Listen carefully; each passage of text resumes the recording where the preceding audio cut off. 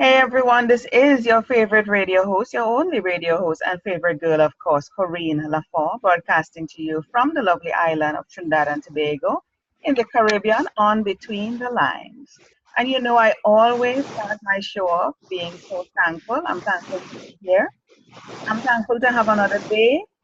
I'm thankful to have another chance. I'm thankful to be above ground. Not many people are above ground right now. So I am thankful. I'm thankful to still be able to impact people's lives and for people to impact my life. Good or bad, whatever happens today, tomorrow, when tomorrow come, I deal with that. But today, right now, whatever happens, I'm taking it in stride and asking what it is I'm supposed to learn from that particular experience or occurrence or situation. Because we must always remember that everything that happens to us is here to teach us a lesson. So if we ask what's the lesson, then we open ourselves to learning and growing. I have with me a handsome young man, very handsome young, a very handsome young man. His name is Les Cochran. Yes. Yes, it And is. yes, Les Cochran, I'm going to tell you a little bit about him and then we'll jump right into it. So Les has been a fiction author since retiring as a university president. Yes, he was a university president. He's about to release his sixth book, the third in his historical crime series on the Detroit Mafia. He doesn't look like anything that he knows about a mafia. But I started my he started his teaching career in a Detroit high school and was there when the riots took place. Wow, so he has some experience. He has first-hand knowledge of the demise of one of the largest cities in the country, and he had the pleasure of meeting and interviewing the head of the Detroit FBI. So he's a bit investigative and curious. We're learning a little bit about Les there and his curiosity and investigative aspects of him. But what we're talking about today, and what we're going to start off talking about today, is really, what really piqued my interest is that he says in fifth grade, his fifth grade teacher discovered that he couldn't read. He couldn't read, fifth grade, and he couldn't read, but yet he became a university president. How is that possible? It just goes to show that anything is possible. And he just quietly told me off air, so keep it a secret for those who are listening and those who will be listening, that he's 80. He will be 80 soon. Now I told him he looks like he's in his 50s, but he's telling me a lie that he's going to be 80. I know it's a lie. He doesn't look anything near 80. Okay? He says his brain is still working, which is important. So we might he must be thankful for that. So welcome, Les, to Between the Lines.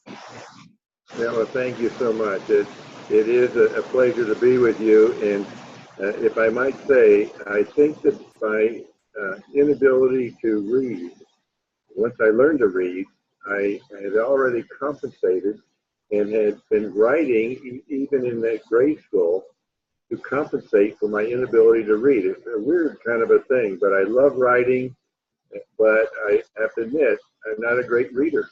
I still don't read for pleasure. I write for pleasure. Oh, Isn't that so even strange? though you couldn't read, how could you write? Does the two go together? Well, we had traveled considerably during my early years. In the fifth grade, I was entering my 11th different elementary school in 4 different states. Wow.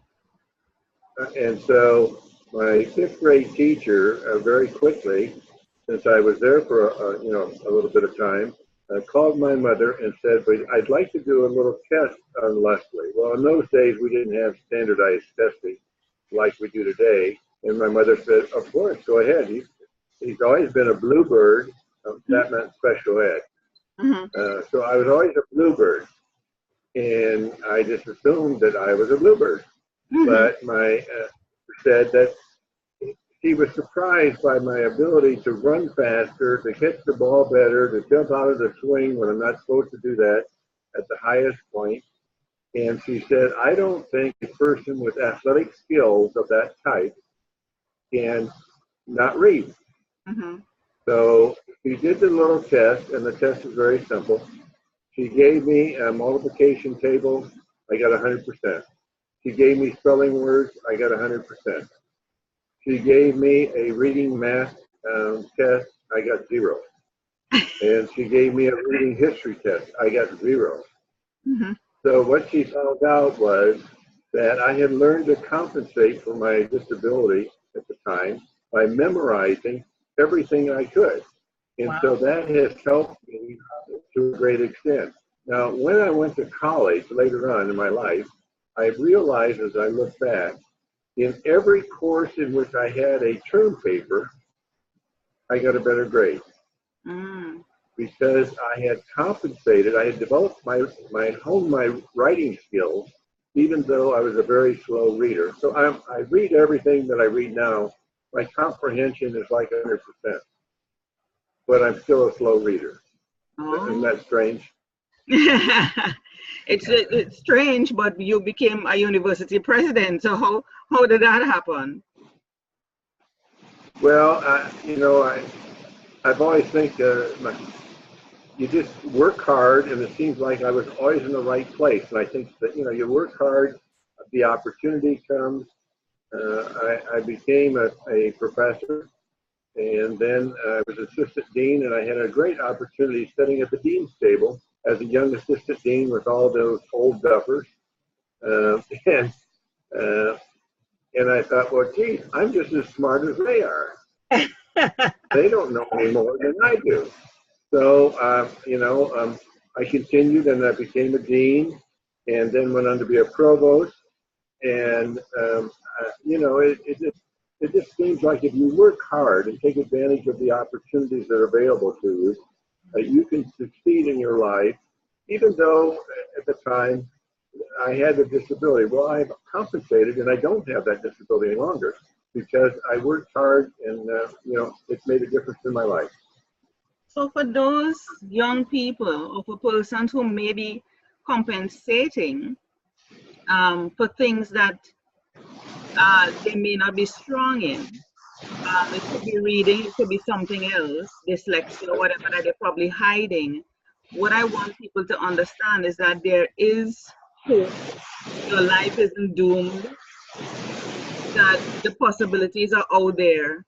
And really, I don't think it makes sense really because the overcompensating takes a lot out of you. For you to try and memorize everything that you have to do, I think, because you were not able to read, I think it puts a lot of pressure on you to do so. So why not take the pressure off yourself? So for persons who may be overcompensating, why don't you just come forward and say you have an inability or you have a challenge? Do you think if you had come forward with that you may have attained university presidentship? Well, it wasn't just me. I was so fortunate that my mother at the time said that she would get special tutoring for me that summer. And she took a job, this is a long time ago, she took a part-time job and made 50 cents an hour. She worked 20 hours a week to pay the $10 for my schooling that summer. Wow. And she did that for the next 3 years. So by the time I reached junior high school, my reading was still slow, but I mean, I could read and I was doing much better. But, I'm so grateful for my mother and that teacher, Mrs. Earhart. I know I have such a warm place, obviously, for Mrs. Earhart. She was the teacher in the 5th grade. I still remember her. I can see her today. She's my favorite teacher. And of course, the greatest teacher of my life, my mother. Yes. It's amazing. No matter how old we get, we remember the person that really impacted our lives, that one teacher. That's true. A difference in all through my life, I was fortunate that happened. I had a professor when I was working on my master's degree, and I had done very well on my thesis. And he encouraged me to go on to get my doctor's degree. And I had a wonderful professor who noted that that I wrote, my writing was pretty good. He asked me if I would edit his book. And I said, sure. You know, I was very gracious of you. So I edited the first chapter and of my professor's book, and he'd written maybe 15 books. And I turned it in with more red ink on it than he had typed. And he was not too happy at first. And he said, what did you do to me? I said, well, you asked me to edit your book, so I did. And he was so impressed that I took the challenge. I didn't think anything about it, but he then asked me, and he made a special note in the book. He was not a professor, but took advantage of me. He made notes of wherever I edited. He gave me credit, gave me opportunities to speak, gave me opportunities to work for Ford Motor Company in the summer. And all of my disability, by the time it's still there. I have to admit it. I still read slowly. I pick and choose because I learned how to skim, I guess, because as a university president, there was so much to read. Yes. And I read all of that, but the numbers were always easy for me. We had to cut the budget. It was I had all these problem-solving skills, and I think that I learned that from my disability. Wow. How to solve problems. I had my own problem, and I learned to solve that. I faced other problems as a university president, and I knew how to solve it. I mean, it's strange. My wife would say, where did you come up with that idea? I said, I don't know, but it was what we needed to do. Wow.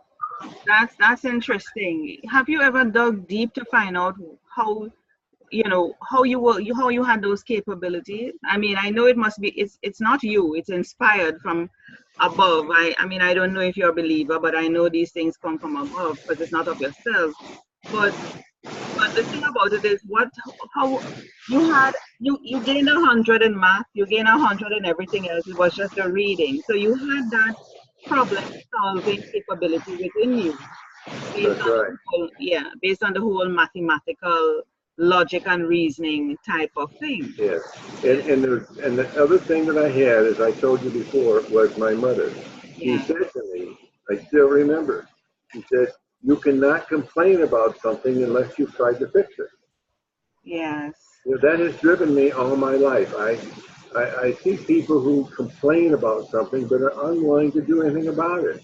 Yeah. You know, and I really believe that. So I ran for office one time. I got my butt beat, but I tried to make a difference. Yes.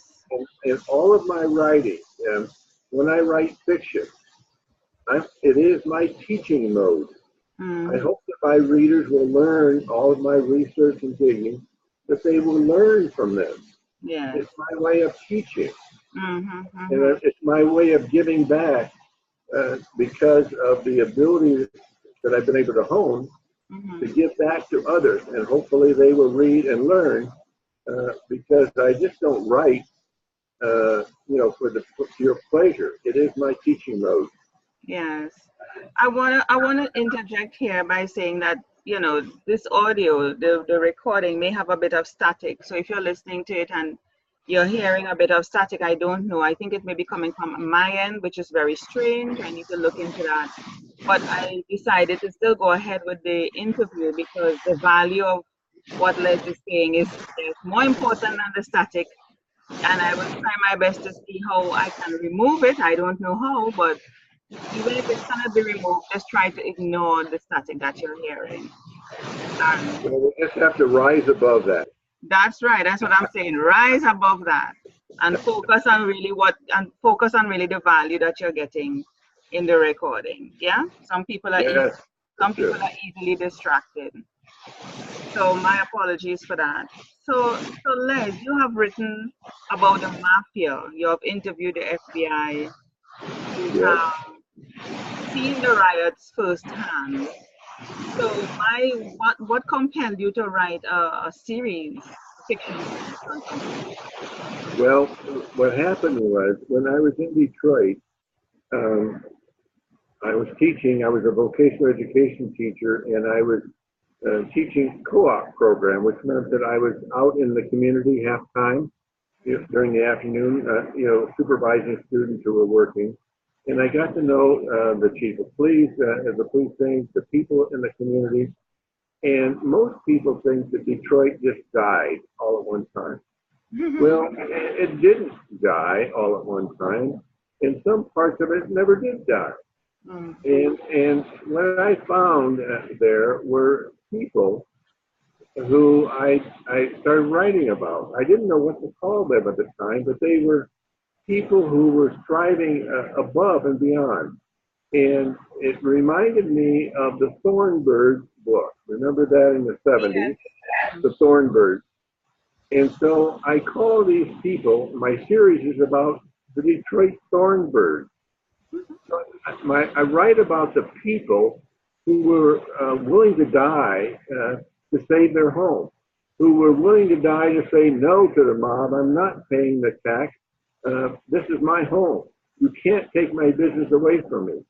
And there were people like that. And I was so motivated by those people that I started writing. So my books are about the Detroit Mafia, but they're different than most books about the Mafia that I view as a top-down, the Godfather who's in charge of everything.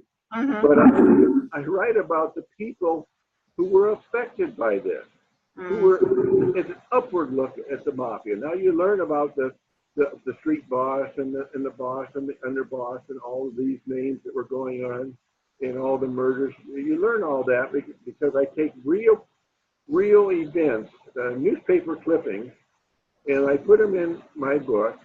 And my Thornbirds, I take that image that I remember of those people working, striving to save their community, to save their home, and I combine the two. So you're looking at the Mafia from the eyes of people who are affected by them, rather than the Mafia, how they affect others. It's a little different. Yeah. So that's how I got into it. I'm really writing about people that were highly motivated to make a difference in their own community, which I believe in again. Yes. There's always you have to strike a balance. Everything is not about the negative and, what bad those type of people did to people's lives and stuff like that. The people were impacted, but you have to look at the other side to balance things off. There must have been good and bad in everything. Yeah, they survived. There are parts of Detroit today that most people think is a wasteland. Well, that's not true. There are places where Detroit still today is like a third world. But there are places that are coming back. There are neighborhoods that survive. They survive because the people in that community were unwilling to let it die. So they fought that almost what you would think would be a hopeless battle at the time, but they saved their community. There are streets and blocks where they're untouched, just like it was 50 years ago. And it was because the people, they didn't flee to the suburbs. They didn't take drugs. They fought the battle as they believed in, for whatever reason, the church in many cases, and of all religions, and some non-believers, because they believed in their community.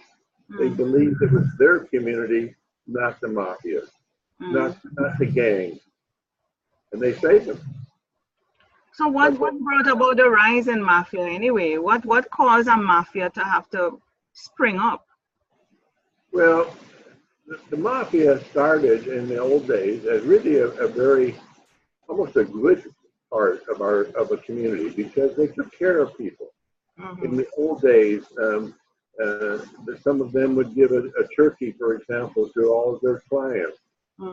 But you see, they took care of them, and as time went on, they expected, a quick pro quo, and so people, then they owed them money, and they didn't pay them, and it just kept evolving as society moved, and then it became, in a more violent, particularly in the 30s and 40s, and then back again in the 70s and 80s, which I write about.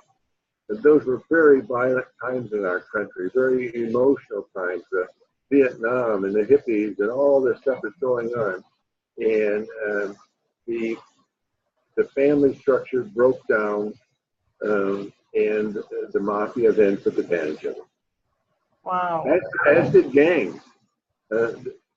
Detroit was hit by a perfect storm, as I define it in my book. You know, it was not only the deterioration, the riots, the people leaving the community, the downward turn in the auto industry. There were no jobs, and the drug dealers became the primary drug businesses in the community.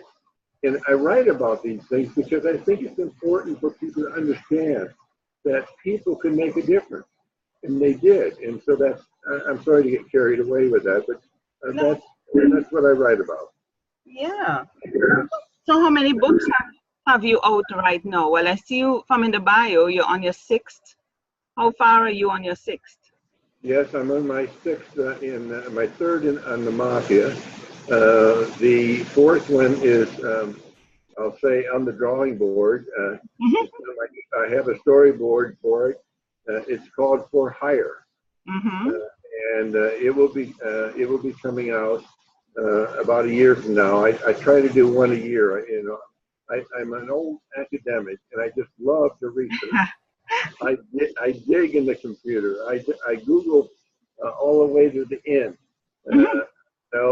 Page 23. I keep going. Oh my goodness! Yeah, I found, for example, in the middle of my first book on the Mafia, I found a group called the Commission. I didn't know anything about it.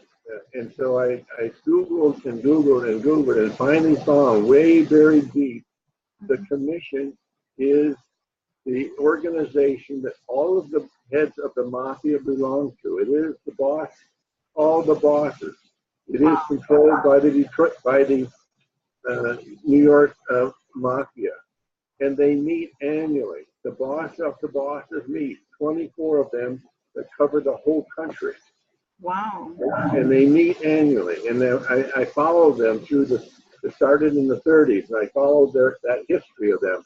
You know, I'm just fascinated, but I don't think that people understand those bosses met up until into the middle 80s. They don't meet as much anymore because of all the sophisticated communication systems. But they met and decided and important issues in our community, like who was going to be president. Wow. That sounds strange, but Jack Kennedy would never have been president had the Mafia not decided to support him. Wow. With big dollars. I'm not saying that in a negative way. No. But it is a point that we don't understand of the influence of forces outside, that we don't even know about. And here it was, for 50 years, the men met once a year. So I took that concept and I wove that into my book, so people can understand the kinds of issues that we're dealing with are not always just our hometown issue. It is sometimes influenced by outside forces, which we know now today.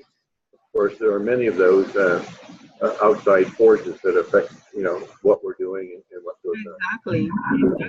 Now, don't you find it risky to be writing about something like that? Well, that's a good question, because my first book, I wrote it, my intent was that it was going to be written in 2010.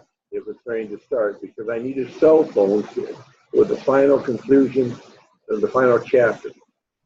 Well, about that time, when I was writing that, I don't remember if you recall, but there was an incident, I think in a few years ago in Paris, where I think it was called the Monkey, where some Arabs bombed a paper and killed some people. Do you remember that? No. Anyway, that incident caused me to say, okay, I'm writing about the street boss. The street boss is number 3 man in the hierarchy of the mob. There's the boss, the underboss, and then the street boss. Mm-hmm. So I'm writing about the street boss, and I'm making him look pretty nasty, probably even nastier than he really was. But anyway, in my story, I thought, well, I'm going now. I flash back to the present. I'm going to see who was the street boss at that time. Well, wouldn't you know that back in 2010, the street boss today is the head of the Detroit Mafia? I said, I don't think so.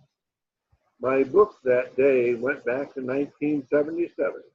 Wow.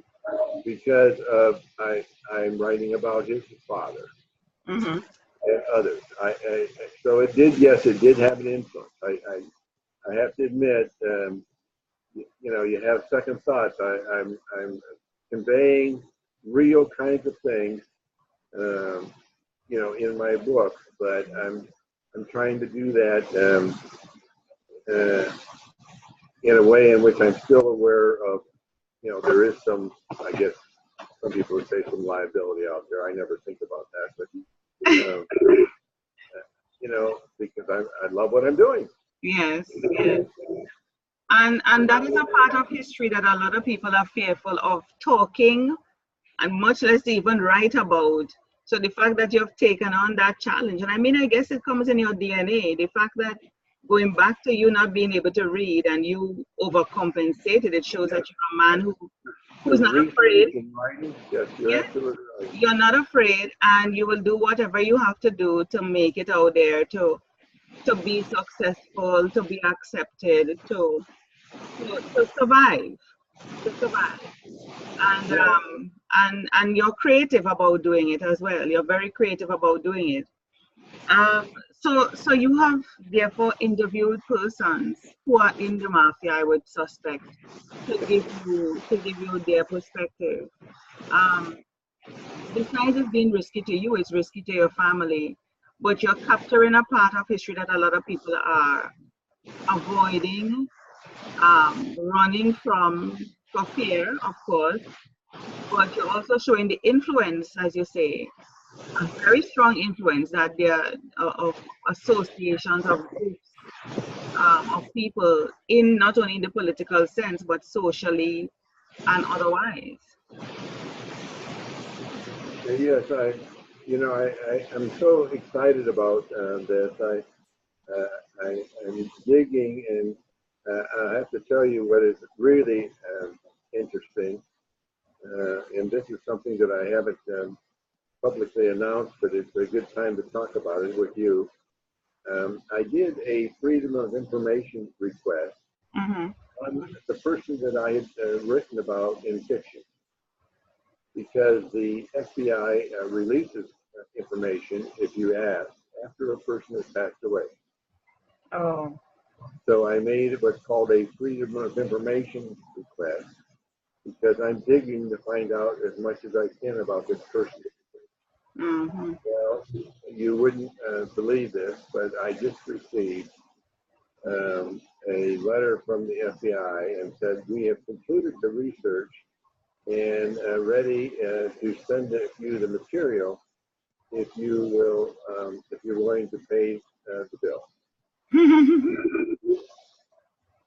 I won't go into details about the bill, but I have now access to 79,500 pages of FBI material on the head of the mafia.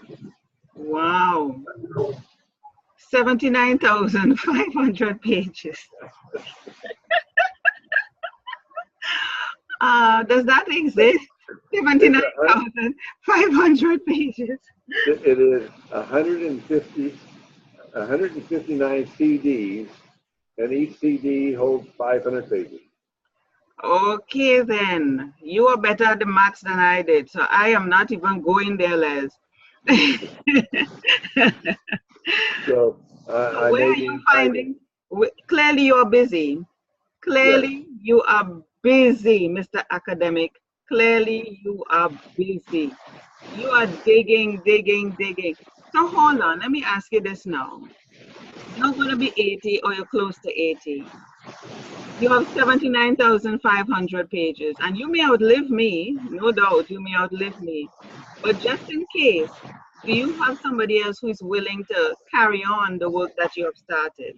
Oh, yes. And I'm not telling you who, because if somebody knocks me off, then, this other person will take charge. Yes, very good. So you really have a purpose behind doing this. What really is your purpose, your true, real reason? My purpose is, uh, to reveal the truth. Mm, To make I'm sure I'm going to find some things that are very good about this person, mm, and I think that I have an obligation to write about those good things. mm, And sometimes we get caught up uh, in seeing the bad things that somebody has done, mm, and we forget that maybe they have done some good things. mm, And mm, so I'm trying to convey, I guess, a full picture, and I don't know what that's going to be. mm. That's my goal. And I shouldn't tell you this, but I'm onto another topic. Do we have time for a little bit? Of course, sure. Well, in my digging, in my last book, when I was out at a book festival talking to some people that were crowded around, I told them that I had discovered some money laundering in the Detroit Mafia with the Catholic Church. Mm-hmm. And someone said, "Well, you ought to look at the whole thing of the Catholic Church. There's all kinds of thievery going on." Mm-hmm. Well, I didn't think much of it, when I'm at these meetings, I have a little notebook and I write a note down. Somebody gives me an idea, somebody makes a point, somebody gives me a phone number, so I write these little notes down. So 2 weeks later, I'm going through my notes, and I find this point about um, the Catholic Church in Michigan. So here I go again. I'm in between books right now, so it's a perfect time. So here I go. I Google thievery, Catholic Church, Michigan, Mm-hmm. in Bessemer. I put those 4 words in. Well, I went through 2 pages of Google. I don't know what you call those little things at the bottom, but you know what I mean. Yeah, Google 1, page, and 2. yeah. Several And, results. Mm-hmm. I'm sorry? Results, the results pages, yes. Yes. And I found 15 cases of embezzlement in the Catholic Church in the last 2 years in Michigan alone. 5 cases in which it was over $500,000. Wow. Well, here I go again. So I go back. I go back and I start reading, and people have been writing kind of low key that this is the second the biggest scandal that the church is trying to hide. Wow. Okay, so I go back to 2002 when the pedophile issue first erupted, and I start digging about thievery in the Catholic Church in Bethlehem. I did every year, you won't believe it, 2002, 2003, 2004, 2000. Sometimes I went all the way down 13, 14 Google Yeah. stops there. And I found hundreds of cases. Wow.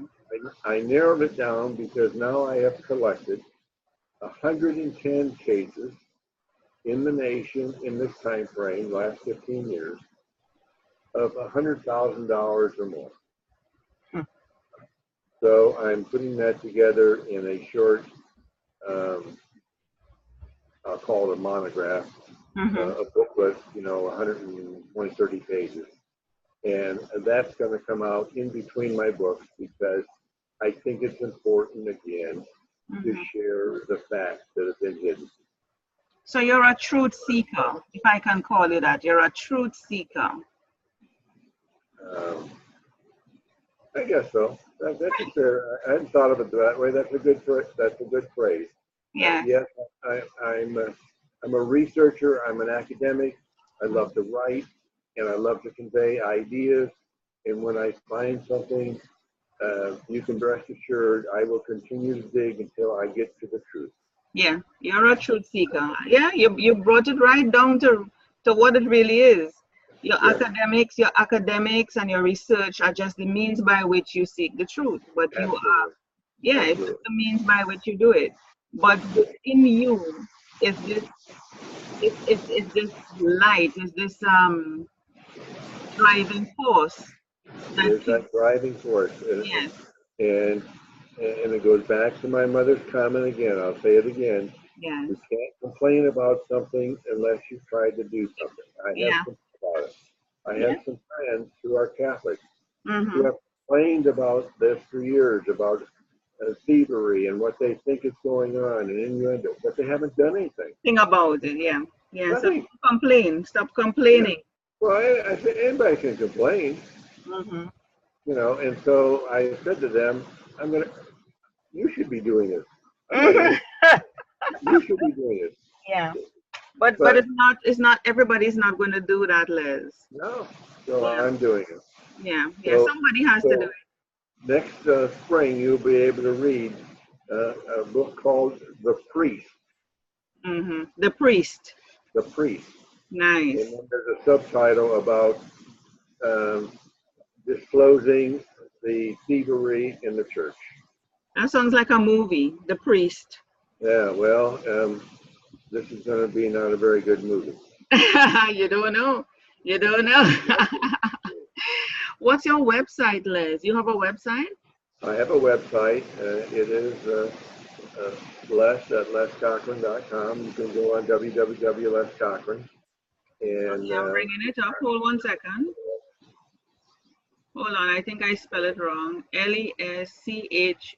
COCH. Yeah. Yeah. And I have a blog and Twitter and all of those things. Whatever. Oh, you look pretty handsome in this picture. Hold on. That's an older picture. You find one that looks pretty good and you keep going with that one. Even like I said, the truth seeker in you. You're a truthful person. Oh. Just like you. It's great. I love it. I love it. I love the picture. Well, my wife, she does a lot of the promotion for us, and she picked that out, so she likes it too. She's the one that was helping you when we were trying to get on. Yeah, she's done all of that. She's the one that helped me. I love this. What do university presidents do in retirement? That is exactly you. When you retire, what do? They seek out the truth. They continue searching. They look up the mafia. Oh my goodness. This is awesome. Songbirds, nice. So anyway, that's what I write about. Yeah. Well, you're keeping busy. The beautiful thing about what you're doing is that you're still continuing what you have known all your life. You're combining it with your personality of seeking the truth, research, digging, the whole academic and educating people on what really is out there, instead of them just having one view. You want to bring a balance to the view, and you're not sitting down in a rocking chair waiting for death to come knocking on your door. Clearly, which is what some people seem to do in retirement. They have, what that really bugs me. I get tired of these old people. And they can't do this and they can't do that and they can barely do anything. And I look at it, they're 65. Get off your butt. Get off the bus. I always say that to you, but you know, it is age is a great deal of what's in the mind. It is. You Everything know, I starts know in the we mind. all have disabilities, and I know some people, can't get up Yeah. and can't do the things that I've been fortunate to do.